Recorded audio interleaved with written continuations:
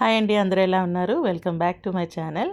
So ఈరోజు నేను evening పిల్లలు ఇంటికి రాగానే ఆకలితో వస్తారు కదండి స్కూల్ నుంచి. సో వాళ్ళ కోసం ఈజీగా చేసుకునే స్నాక్స్ అండి బ్రెడ్ పిజ్జా చేస్తున్నాను.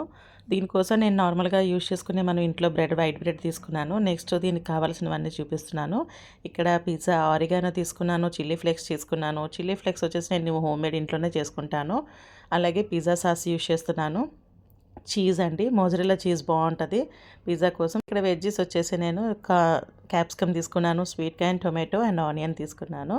అలాగే కొన్ని వెజ్ చేస్తున్నాను స్వీట్ కార్న్తో, అలాగే చికెన్వి కూడా చేస్తున్నాను. బట్ ఆ రోజు నా దగ్గర చికెన్ లేదు ఇంట్లోని.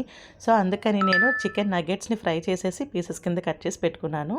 మష్రూమ్, పన్నీర్ ఇవన్నీ కూడా యాడ్ చేసుకోవచ్చు. బట్ నేనైతే సింపుల్గా ఈరోజు వెజ్ అండ్ నాన్ వెజ్లో స్వీట్ కార్న్ చికెన్ యూజ్ చేసి చేస్తున్నాను అనమాట. ఈరోజు బ్రెడ్ పిజ్జా నేను కుకింగ్ రేంజ్లో ట్రై చేస్తున్నానండి. First time. ఎప్పుడు తవాపై చేస్తాను లేదా మైక్రోవేవ్ ఓవెన్లో చేసేదాన్ని. ఇండియాలో ఉన్నప్పుడు మైక్రోవేవ్ యూజ్ చేసేదాన్ని అండి. బట్ ఇక్కడికి వచ్చిన తర్వాత మాకు స్టవ్ కుకింగ్ రేంజ్ వస్తుంది. ఇదే యూజ్ చేసుకుంటున్నాము. ఎక్స్ట్రాగా ఓవెన్ కొనే స్పేస్ కూడా పెద్దగా ఉండదు ఇక్కడ కిచెన్స్లోని. సో నేను ఇక్కడ కుకింగ్ రేంజ్లో ఫస్ట్ టైం ట్రై చేస్తున్నాను. సో దాంట్లో ట్రే ఉంటుంది కదా మనకి కుకింగ్ రేంజ్లోని. నాకు 6 పీసెస్కి సరిపోతుంది స్పేసు. సో 6 పీసెస్ నేను బ్రెడ్ స్లైసెస్ అనేవి వేసుకున్నాను. నేను ఇక్కడ శాండ్విచ్ బ్రెడ్ యూజ్ చేస్తానండి. ఎందుకంటే మిల్క్ బ్రెడ్ అనేది స్వీట్ వచ్చేస్తుంది. మనం శాండ్విచ్ బ్రెడ్ కానీ బ్రౌన్ బ్రెడ్ ఏదైనా సరే యూజ్ చేసుకుంటే బాగుంటుంది స్వీట్ లేకుండా.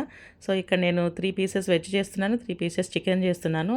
దీనికోసం ఫస్ట్ బ్రెడ్ స్లైసెస్ పైన పిజ్జా సాస్ అంతా అప్లై చేసేసుకొని, వెజ్ కోసం అయితే స్వీట్ కార్న్, క్యాప్సికమ్, ఆనియన్స్, అన్నీ టమాటో, అలాగే కొంచెం లైట్గా సాల్ట్ అండ్ చిల్లీ ఫ్లేక్స్ కూడా నేను స్ప్రెడ్ చేసుకున్నానండి.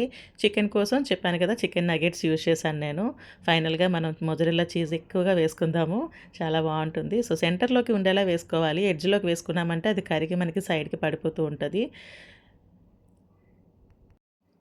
2 పిజ్జాలకి నేను సేమ్ స్టఫ్ అండి. కాకపోతే చికెన్ కోసం నగెట్స్ యూజ్ చేశాను, వెజ్ కోసం స్వీట్ కార్న్ యూజ్ చేశాను. మిగిలిన క్యాప్సికమ్, టొమాటో, ఆనియన్ ఇవన్నీ కూడా కామన్గా రెండింటికి సేమ్ అన్నమాట. సో ఇలా మొత్తం అంతా కూడా మనం గార్నిష్ చేసేసుకున్న తర్వాత మనం దీన్ని ఓవెన్లో సెట్ చేసేసుకుందాము. సో ఇప్పుడు వచ్చేసి కుకింగ్ రేంజ్ నేను ఆన్ చేసుకుంటున్నానండి. నాది ఇలా ఉంటుంది మా కుకింగ్ రేంజ్ అనేసి. దీనికి కింద సైడ్ మనం ఓవెన్ కింద యూజ్ చేయొచ్చు ఫ్లేము. టాప్ సైడ్ ఒక ఫ్లేమ్ వస్తుంది, అది వచ్చేసి మనం గ్రిల్ కింద యూజ్ చేయొచ్చు. సో నేను చూస్తున్నారు కదా, బ్లూ కలర్లో ఫ్లేమ్ వస్తుంది. సో అది వెలుగుతుంది. నేను కింద ట్రైన్ కొంచెం కిందగా అడ్జస్ట్ చేసి పెట్టాను. ఓవెన్ సెట్టింగ్స్ 180 డిగ్రీస్లో పెట్టాను. 15 మినిట్స్ సెట్ చేసి పెట్టాను. బట్ తర్వాత ఆఫ్టర్ 5 మినిట్స్ తర్వాత నేను చెక్ చేసుకున్నప్పుడు నాకు హీట్ సరిపోలేదు అనిపించింది. ఎందుకంటే మైక్రోవేవ్ ఓవెన్లోనే మనకి తక్కువ సర్ఫేస్ ఉంటుంది. సో త్వరగా హీట్ అవుతుంది, కుక్ అవుతుంది. బట్ ఇక్కడ వచ్చేసి మనకి హీట్ అనేది సరిపోదు. సో నేను నెక్స్ట్ దీన్ని 250 డిగ్రీస్ దగ్గర హై డిగ్రీస్లో పెట్టి 5 మినిట్స్ తీసేసి మళ్ళీ పైన గ్రిల్ కోసం నేను యూజ్ చేస్తున్నానండి. చూస్తున్నారు కదా, ఇందాక కింద యూజ్ చేసిన ఫ్లేమ్ మనం ఓవెన్లా యూజ్ చేసుకోవాలి. పైన ఇది చూస్తున్నారు కదా, ఇది గ్రిల్ లాగా యూజ్ అవుతుంది. సో బ్రెడ్ అనేది మరీ క్రిస్పీగా అయిపోకుండా కింద పైన వెజ్జెస్ అన్నీ మనకి బాగా కుక్ అవ్వాలని నేను పైన గ్రిల్ని యూజ్ చేశాను. సో చాలా బాగా వచ్చింది. పిజ్జా అనేది ఎప్పుడు పిజ్జా బేస్తోనే కాకుండా ఇలా బ్రెడ్తో చేసుకున్నాం అనుకోండి, చాలా లైట్గా అనిపిస్తుంది. అలాగే క్రిస్పీగా కూడా ఉంటుంది బ్రెడ్ వచ్చేసి. ఆ పిల్లలకైతే ఈ రెసిపీ చాలా బాగా నచ్చింది. మీరు కూడా ట్రై చేయండి. ఆల్మోస్ట్ అందరూ చేస్తూ ఉంటారు, తెలియని వాళ్ళకైతే కొత్తగా తెలుస్తుందని చెప్తున్నాను. Thanks for watching this video. మీకు ఈ వీడియో కనుక నచ్చినట్లయితే please like, share and subscribe. మరొక కొత్త వీడియోతో మళ్ళీ కలుద్దాం. Bye bye.